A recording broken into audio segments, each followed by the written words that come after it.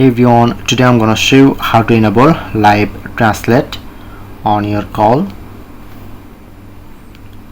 Simply open your phone apps, press on three dot, showing it to settings, and you get live translate.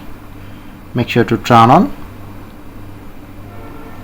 When you enable this option, then you can translate your call information.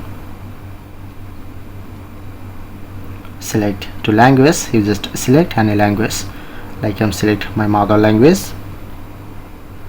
If you want to add any language from here, just press on to download, then showing here to this language option, press on.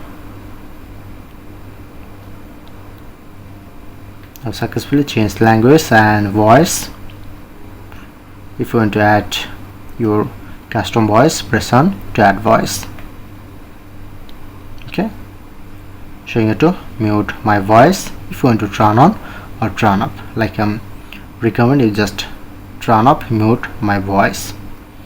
Other person, same way, to select language,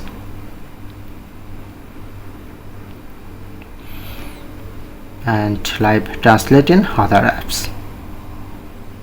Okay, select if you want to turn on or turn up, and overall setup, and you can enjoy this feature.